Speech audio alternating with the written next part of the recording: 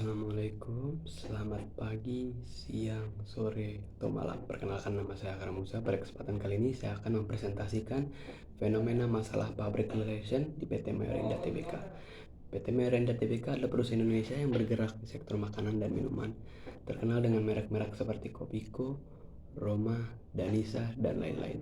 Sebagai perusahaan besar dengan pangsa pasar yang luas, Mayora menghadapi berbagai tantangan dalam mempertahankan citra positif di mata publik, termasuk dalam hal kualitas produk, keberlanjutan, dan pengelolaan komunikasi dengan konsumen.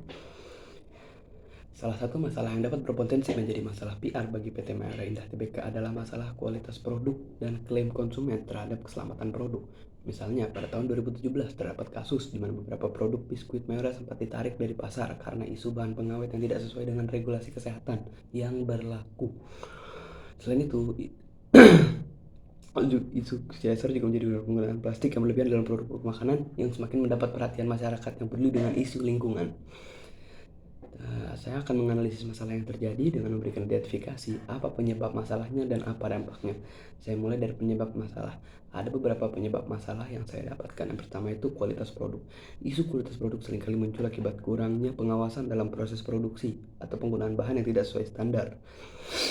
Lalu ada yang kedua itu kurangnya tanggap terhadap isu lingkungan. Meski Mayora memiliki berbagai program CSR, penggunaan plastik dalam kemasan produk makanan tetap menjadi masalah yang krusial di tengah meningkatnya kesadaran publik akan dampak sampah plastik terhadap lingkungan. Lalu yang tiga itu komunikasi yang tidak efektif. Ketidakjelasan dalam menyampaikan informasi atau respon yang terlambat dari perusahaan dapat memperburuk situasi dan meningkatkan persepsi negatif di kalangan konsumen dan media. Dan ini adalah dampak yang akan terjadi.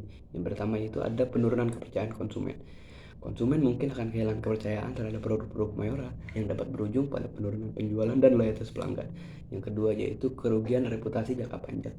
Isu-isu kualitas atau keberlanjutan yang tidak diselesaikan dengan baik dapat merusak citra perusahaan dalam jangka panjang. Lalu ada masalah regulasi. Jika perusahaan tidak mematuhi standar yang ditetapkan oleh regulator, ini bisa mengakibatkan denda atau sanksi hukum yang merugikan perusahaan secara finansial. Untuk mengatasi masalah PR tersebut, PT Mayora Indah Tbk harus mengambil beberapa langkah lain. Antara yang pertama itu respon cepat dan transparan. Menggunakan teori manajemen krisis, perusahaan harus segera memberikan klarifikasi yang jelas kepada publik terkait masalah yang muncul. Dalam kasus produk yang bermasalah, perusahaan harus segera menarik produk yang terlibat dan memberikan penjelasan mengenai langkah perbaikan yang akan dilakukan. Yang kedua yaitu ada peningkatan kebijakan keberlanjutan. Mayora harus memperhatikan dengan serius isu lingkungan dan mengembangkan kebijakan CSR yang lebih kuat terkait dengan pengurangan penggunaan plastik dan pengelolaan sampah. Yang ketiga itu meningkatkan komunikasi publik, menjalin komunikasi yang lebih erat dengan publik dan stakeholder melalui saluran yang transparan dan responsif seperti media sosial dan pernyataan publik. Sekian dari saya, Akram Musa. Terima kasih apabila ada kurang atau lebihnya. Mohon dimaafkan.